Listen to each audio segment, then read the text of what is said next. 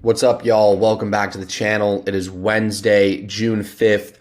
We got an MLB free play for you guys today and a little bit of a breakdown, more of a pitching breakdown rather than a full game breakdown on this one because I just want to dive into some numbers that you guys can use in the future when looking at pitchers, what to look at, what's important, stuff along those lines. But the free play is in the Dodgers at the Pittsburgh Pirates today. It is James Paxton on the bump for the Dodgers and the infamous or the famous Paul Skeens on the bump for the Pirates. Highly college recruited player, number one overall pick. He has had 4 starts, I believe, in the MLB and has looked as dominant as people predicted. So I'm excited for this matchup. You know, obviously a powerhouse team against one of the better starting pitchers in the MLB so far, even though with the smaller sample size. But this is a favorable matchup, and we're going to dive into the numbers a little bit. So this is a game simulator that I use. It regresses to the mean, which is something that I look for in models.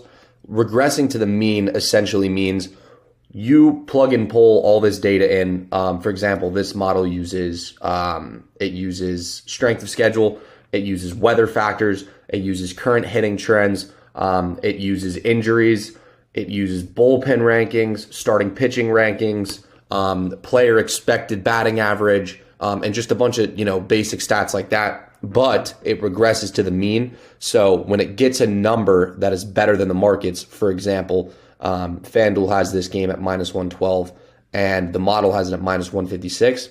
This is actually a regressed number, meaning the model had this closer to -165, but they always give back a percent to what the market has because the market accuracy just has more information than one model possibly could.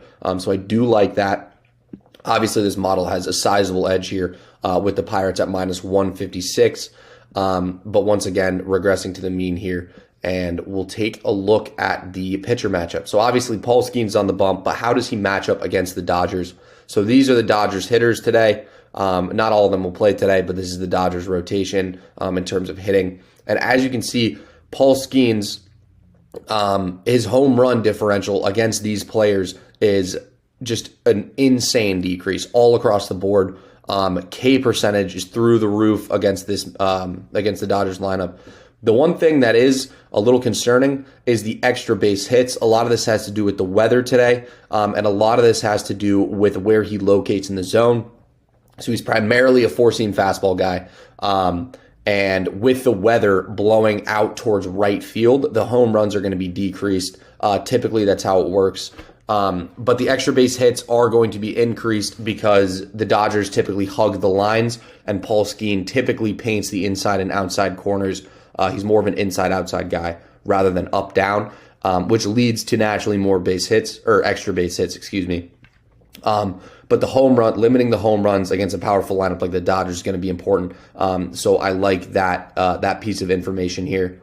And then we go into Paul Skeens and where he ranks among MLB pitchers.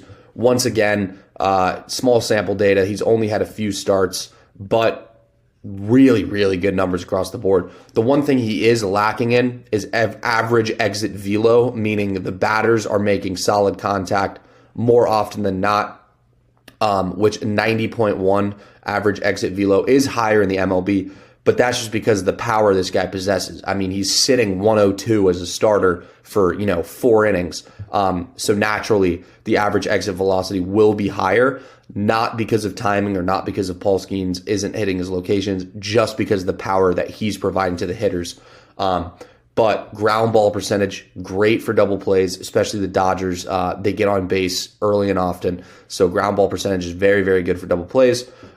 Base on balls, he's going to be limiting the walks. His K percentage is just insane, through the roof, which does drive pitch count up. But with a combat of low walk percentage, he should go deep into this game.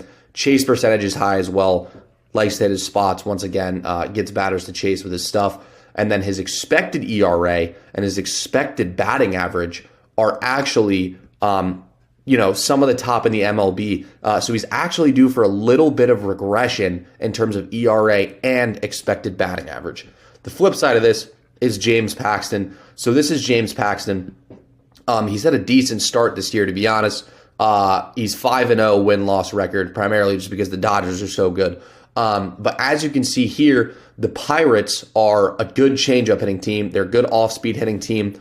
And James Paxton this is his changeup right here. He started to rely more and more on his changeups throughout the years. As you can see here, he didn't play these 2 years, but he's starting to rely more on his changeups, getting rid of the sinker. Obviously, primarily a four-seam fastball guy, typically like Paul Skeens, but he does mix in the changeup, and this leads to a ton of walks. He's one of the worst in the MLB in walks, and the Pirates are top third in taking advantage of walks, which means, stolen bases, converting runs in scoring position, stuff along those lines. So all around, in terms of the pitching matchup, I think this is a great, great spot for the Pirates at home.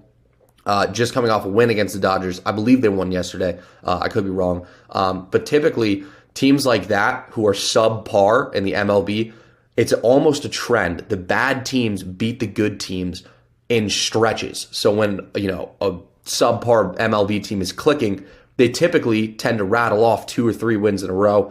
Also a contrary viewpoint, meaning the public thinks, since, the Pirates were able to beat the Dodgers yesterday, there's no way they do it again twice.